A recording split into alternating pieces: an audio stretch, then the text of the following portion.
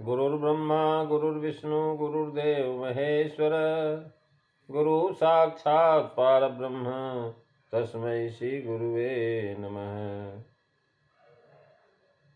अखंडमंडलाकारं व्याप्तं येन चराचरं तत्पदं दर्शितं येन तस्मै श्री गुरुवे नमः।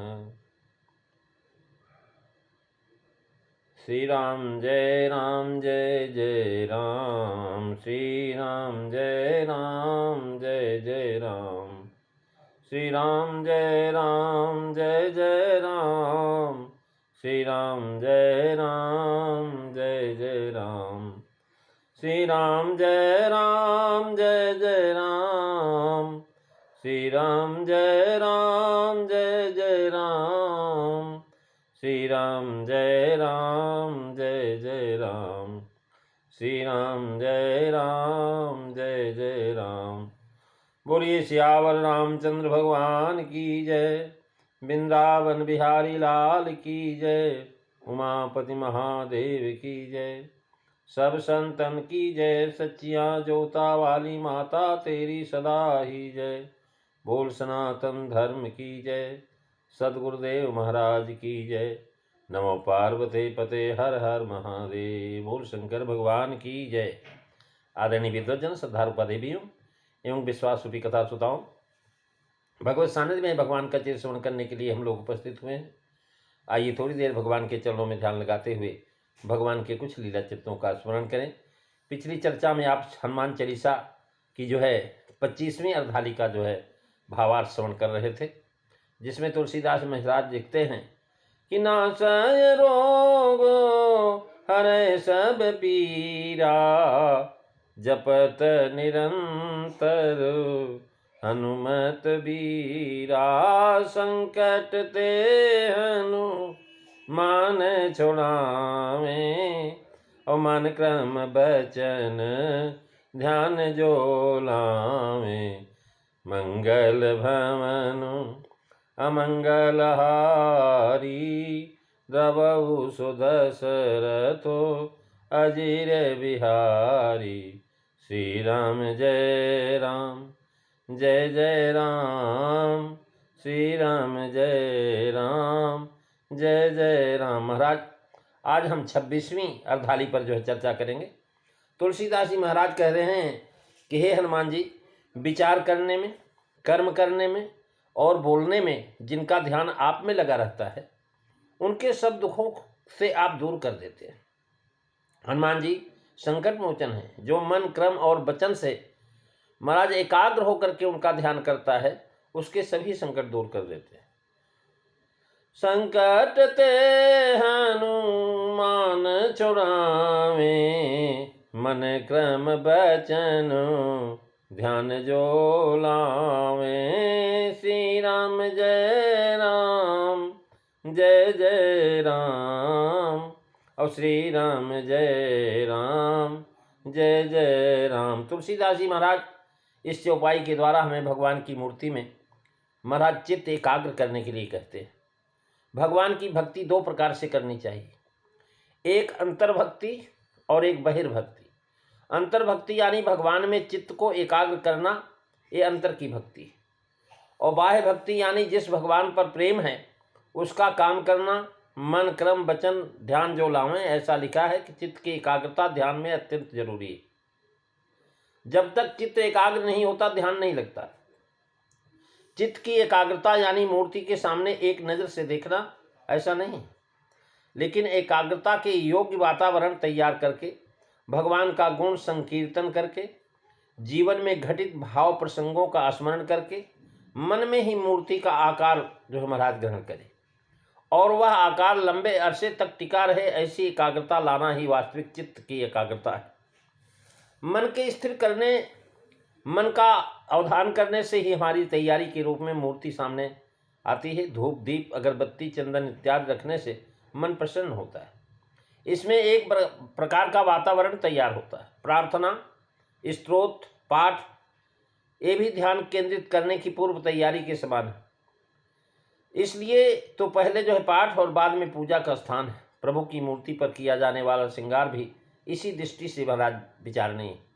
नयन मनोहर मूर्ति हमारे चित्त को तुरंत खींच लेती है। हमारे भीतर स्थित जो सुखुप्त भक्ति रस को यदि पूजा के इन बाह्य उपचार से आलंबन और दीपिकता मिलती है, तभी हमारे अंदर भक्ति रस की उत्पत्ति होती है। हमारे भीतर शांत, हास, वीर, श्रृंगार इत्यादि सभी रस हैं। महाराज देखिए, श्रृंगार के 9 रस हैं और भोजन के 6 रस, और ये सारे के सारे रस जो है मानव जीवन के अंदर जो है हमारे अंदर ये सब उत्पन्न। जब किसी रस को अवलंबन और दीप्तता मिलती है तब उस रस को उत्पन्न होता है। कोई दुखद दृश्य देखते हैं तो हमारे अंदर करुणा पैदा हो जाती है। इसमें अव्यक्त सुखुप्त रस को व्यक्त करके जागृत करना होता है। भक्ति रस को जागृत करने के लिए बाह्य कृतियाँ आवश्यक है। मूर्ति को चंदन लगाया गया हो, एक ओर से अगरबत्ती की सुगंध आ रही हो, दूसरी ओर से दीपक का मंद मंद प्रकाश मूर्ति के मनोहारी स्वरूप पर जो है बिखर रहा हो, उस समय एक वातावरण तैयार होता है। ऐसे वातावरण में मन में केंद्रित होना संभव है। यह तो महाराज हुई भक्ति की पूर्व भूमिका, परंतु अधिकांश लोग जो महाराज उस भूमिका को समझ नहीं पाते हैं। अधिकांश लोग जो है वातावरण तैयार करने वाली इस बाह्य कृति को ही पूर्ण भक्ति समझ करके जिंदगी भर भक्ति करने का मिथ्या संतोष ग्रहण करते हैं कि हमने खूब दुख दिलाया, खूब भगवान का भजन किया, खूब जो है पूजा किया, महाराज चंदन लगाया और नहलाया भगवान को। ये सच्ची भक्ति से वंचित रहते हैं। मूर्ति में एकाग्र होने के लिए चित्त द्रवित होने की आवश्यकता है। चित्त को द्रवित करने के लिए जिसमें चित्त स्थिर करना है उसका गुण वर्णन शुरू करके उस पर प्रेम स्थिर हो, तभी उसमें चित्त एकाग्र हो सकता है। स्तोत्र गान भी इसी उद्देश्य से। महाराज हम लोग जो है विष्णु सहस्रनाम राम रक्षा स्तोत्र का पाठ करते हैं। सर्वशक्तिमताम श्रेष्ठ महोत्साह महाबल, उस पर स्वाभाविक प्रेम पैदा होता है। इस परिस्थिति में चित्त एकाग्रता आसानी से हो जाती कि हमारे प्रभु जो है बलवान हैं और सर्वशक्तिमत्ता वाले हैं, श्रेष्ठ हैं, महा उत्साही हैं, महाबली हैं। ऐसा जब महाराज मन में भाव आएगा तो चित्त एकाग्र होना संभव है। हमारे जीवन में अनेक ऐसे प्रसंग घटित होते हैं जिस समय हम अत्यंत महाराज अंतःकरण पूर्वक स्वीकार कर लेते हैं भगवान ने हमारी मदद की है। महाराज चलते चलते एक पेड़ जो है हमारे सामने गिर पड़ता है, लेकिन हमें जो कोई चोट नहीं लगती है। हम समझ जाते हैं कि अरे भगवान ने हमारी मदद किया, नहीं थोड़ा सा और आगे बढ़ जाते तो पेड़ तो हमारे ऊपर ही गिर पड़ता। उसने हमारे आए हुए कष्ट को दूर किया है। संकट ते हनुमान छुड़ावे, मन क्रम बचनु ध्यान जो लावे। महाराज उसके कुछ ही समय बाद उस प्रसंग को हम भूल जाते हैं। एक आदमी को अहमदाबाद में रहने वाली अपनी माँ की गंभीर तबीयत के अचानक समाचार मिले और माँ जो है महाराज जो है अहमदाबाद में रह रही थी। समाचार मिला, उसे तत्काल अहमदाबाद जाने की जरूरत थी। रिजर्वेशन था नहीं और रिजर्वेशन के बिना जाना संभव नहीं था। वह मुंबई सेंट्रल तो आ गया, टिकट की खिड़की पर जाकर के उसने प्रार्थना किया लेकिन व्यर्थ हो गई। टिकट की खिड़की से उसने प्रार्थना के, हे टिकट की खिड़की, हमारी माँ बीमार है, आप हमको जो है रिजर्वेशन मिल जाए। और महाराज प्रार्थना किया लेकिन महाराज वो व्यर्थ जो है हो गई प्रार्थना। वह निराश होकर के विवशता पूर्वक विचार करता था। इतने में अचानक एक अपरिचित व्यक्ति आकर के पूछता, भाई आपको अहमदाबाद का टिकट चाहिए? महाराज मुझे अचानक काम आ जाने से मैं अहमदाबाद जा नहीं पा रहा हूँ। महाराज उसके कान में ये शब्द पढ़ते उस आदमी में प्राण आ गए। उसे उसमें भगवान के दर्शन हुए कि भगवान ने ही आकर के उसकी सहायता की हो, ऐसा लगा। महाराज मगर कहाँ तक, कल्याण स्टेशन आने तक। कल्याण स्टेशन पर महाराज बटाटा खाते समय वह भूल जाता है। महाराज वहाँ पर जो है महाराज खाने लगा, भूल गया। प्रभु ने संकट में मदद नहीं की ऐसा नहीं है। प्रभु द्वारा की गई मदद याद रखो, बाकी सारी स्मृति रखते हो और भगवान मदद करते हैं तो इस स्मृति को क्यों नहीं रखते। इस तरह के अनेक प्रसंग जो है प्रत्येक के जीवन में आते रहते हैं, इनका स्मरण हम नहीं करते। भगवान ने अचानक हमारी मदद कर दी है। महाराज हनुमान जी किसी न किसी रूप में आकर के व्यक्ति को बचा लेते हैं। भक्ति करते समय भगवान द्वारा की गई मदद हमेशा याद करो कि हम कहाँ पर थे, कैसे भगवान ने हमको कहाँ पहुँचा दिया। उस स्थिति को खड़ी करो, उस स्थिति में उस व्यक्ति को खड़ी करो, उस समय घबराहट खड़ी करो और भगवान ने मदद की, इसे याद रखो। यही पूजा है, यही तुम्हारा स्तोत्र। यह स्तोत्र शंकराचार्य या वल्लभाचार्य का नहीं, बल्कि यह स्तोत्र स्वयं तुम्हारा है कि हमें इन महापुरुषों की स्तोत्र गाने ही चाहिए। अगर भगवान द्वारा की हुई मदद ध्यान में रखें तो संसारी मनुष्य के जीवन में ऐसी अनेक घटनाएं घटती हैं, ऐसी जीवन में अनेक मुसीबतें आती हैं, लेकिन वो मुसीबतें जब कट जाती हैं तो हम भूल जाते हैं। विवाह होने वाला है मगर लड़की को यह विवाह पसंद नहीं, बाप से कुछ कह नहीं सकती। महाराज बड़ी समस्या हो गई। लड़की जो है बाप से कह नहीं सकती और उसको विवाह अच्छा नहीं लगता है। यह विवाह नहीं होना चाहिए। महाराज पुराने जमाने की लड़की बाप से क्या कहती? महाराज सिर नीचा करके चुपचाप बैठी रहती। इतने मामा आता और कहता है कि यह तुमने क्या चला रखा है, मैं ये विवाह नहीं होने दूंगा। महाराज भगवान मामा के रूप में उसके सामने आ गए, मगर 2-3 दिन में उन्हें भी भुला दिया जाता है। संसारी आदमी को भगवान द्वारा प्रत्येक को मदद दी गई है, नरसिंह मेहता को नहीं। हम भी यदि भगवान द्वारा दी गई मदद याद करेंगे तो नरसिंह मेहता के साथ बैठने के योग्य हो सकेंगे। यही हम में और नरसिंह मेहता में अंतर है। महाराज जो भक्त हैं भगवान के, वो कभी भगवान की हुई मदद को भूलते नहीं, हमेशा याद रखते हैं और हम भूल जाते हैं। भगवान व्यवहार में मदद तुम करना, देखभाल तुम करना, संरक्षण तुम करना। हमारे वित्त की रक्षा कौन करता है? हम भले कुछ भी कहें मगर हमारे वित्त की रक्षा करने वाले भगवान। नरसिंह मीरा जैसे भक्तों को ही भगवान द्वारा की हुई सहायता का स्मरण लोग भी रखते हैं।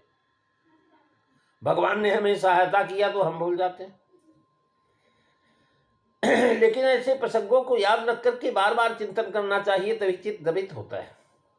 इस प्रकार द्रवित चित्त में मूर्ति की छाप बराबर लगी रहती, फिर मूर्ति स्थिर हो जाती।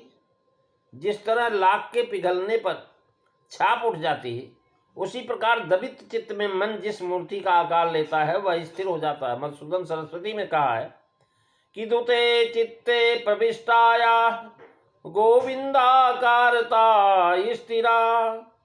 मूर्ति में लंबे समय तक मन को स्थिर रखने की साधना मनुष्य का प्रयत्न है, और उसके बाद एकाएक मूर्ति का अदृश्य हो जाना और पूर्णता की अनुभूति होना ईश्वर की कृपा है।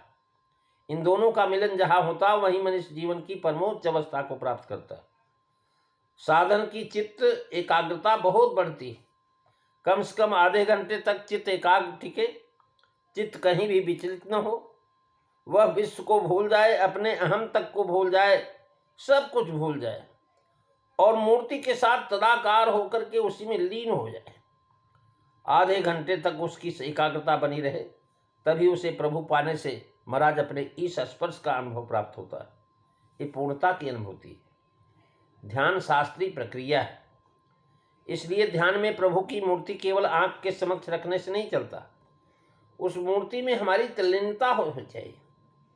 इसलिए तुलसीदास जी लिखा है कि संकट ते हनुमान छुड़ावे, मन क्रम बचनु ध्यान जो लावे। मंगल भवनु अमंगल हारी, द्रवहु सुदशरथ अजीर बिहारी। श्री राम जय राम, जय जय राम, श्री राम जय राम, जय जय राम। महाराज साकार पूजा करने वालों के लिए मूर्ति और हम दोनों के सिवा सब कुछ चला जाना चाहिए। मेरे और भगवान के बीच में कोई तीसरी चीज न हो।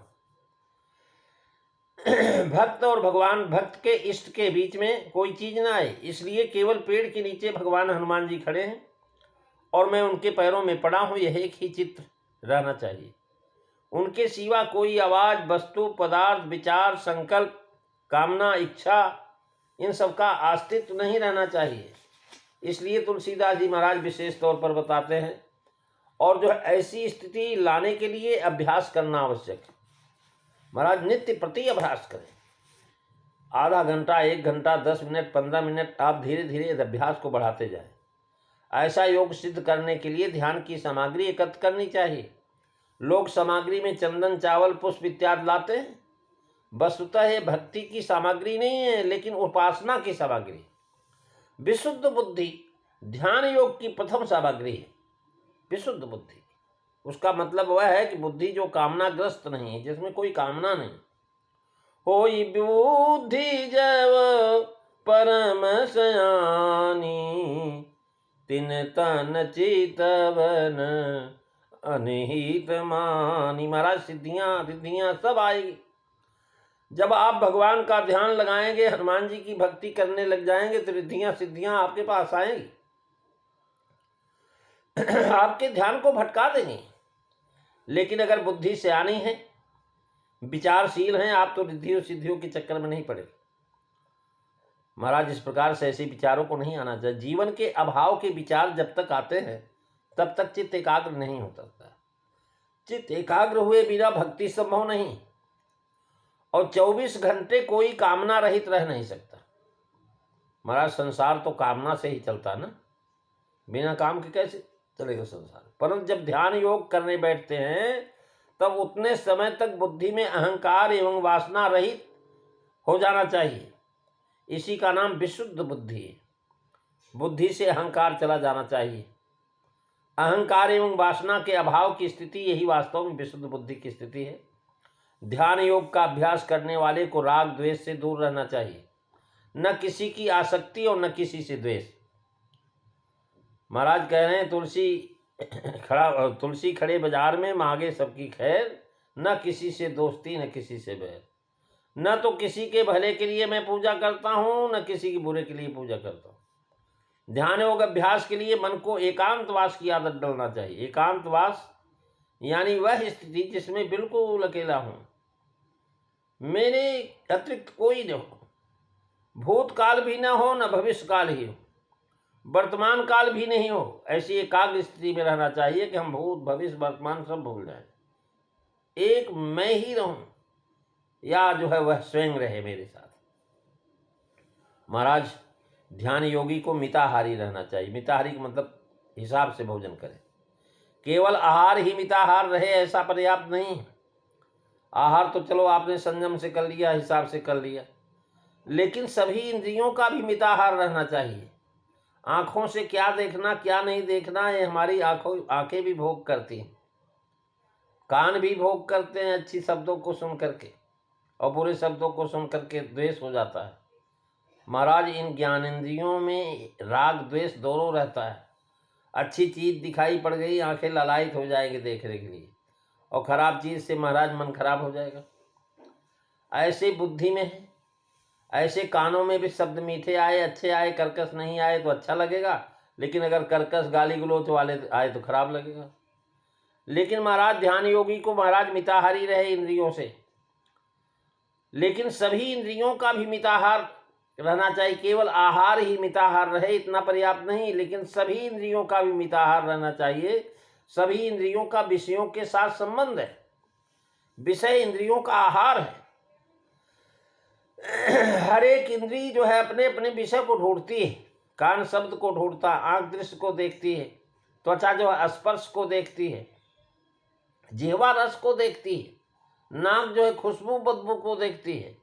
महाराज इसमें सब है। ध्यान योग की साधना में वाणी, काया और मन निश्चित ध्येय की ओर आकर्षण रहना चाहिए। इसलिए तुलसीदास जी कह रहे हैं कि संकट ते हनुमान छुड़ावे, मन क्रम बचनु ध्यान जो लावे, मंगल भवनु अमंगल हारी, द्रबहु सुदशरथो अजीर बिहारी। श्री राम जय राम, जय जय राम, श्री राम जय राम, जय जय राम। महाराज योग दर्शनकार भी कहते हैं कि जब भक्ति करने बैठो तो बद्धपासन करो, यानी काया वाणी मन इन सब का एक साथ निश्चित ध्येय की ओर आकर्षित होना चाहिए।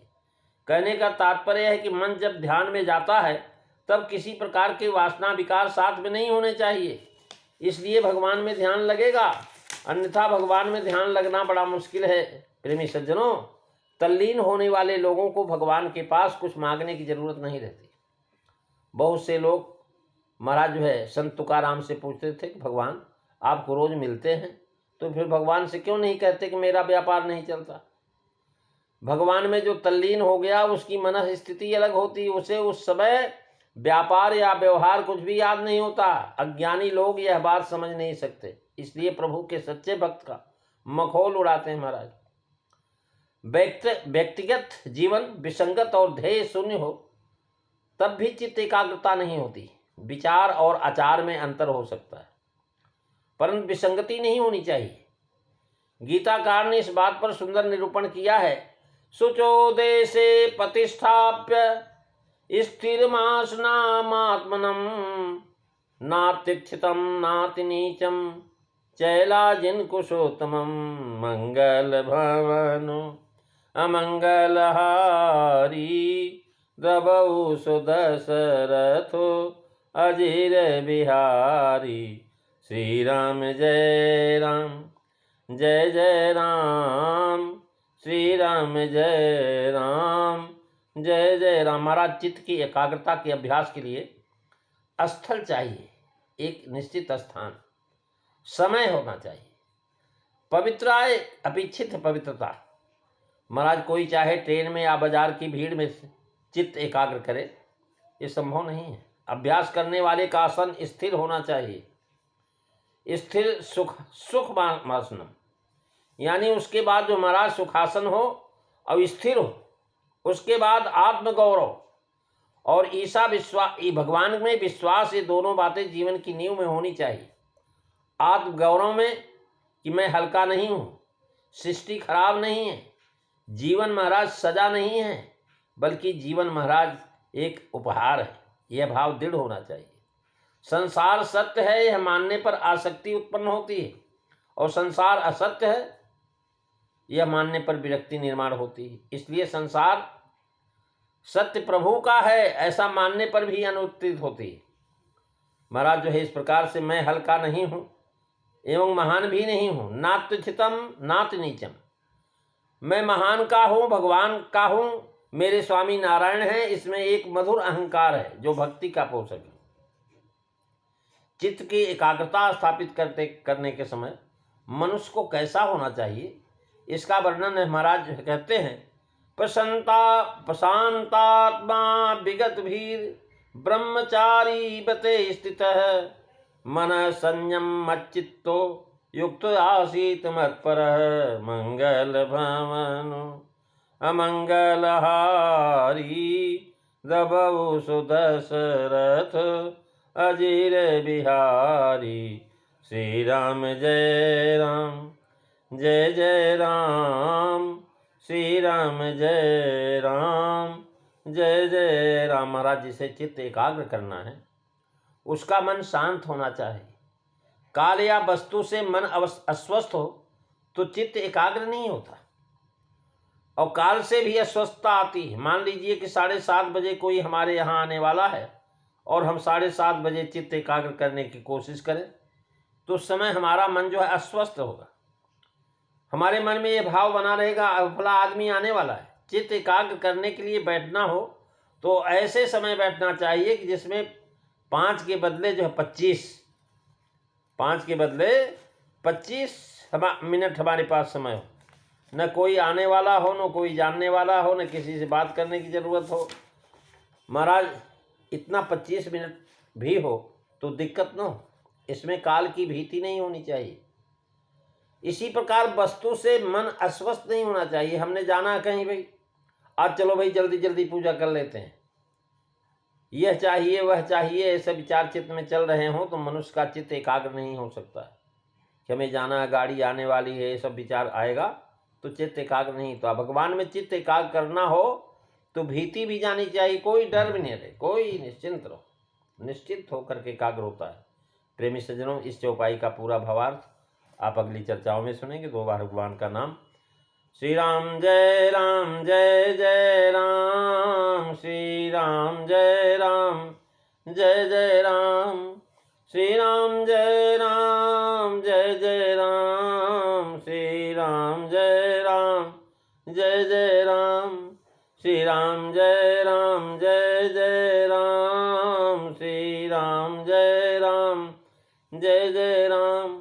बोलिए सियावर रामचंद्र भगवान की जय। धर्म की जय हो, अधर्म का नाश हो, प्राणियों में सद्भावना हो, विश्व का कल्याण हो, गौ माता की रक्षा हो, भारत माता की जय हो। जयकारा ये वीर बजरंगे, हर हर महादेव। बोल शंकर भगवान की जय।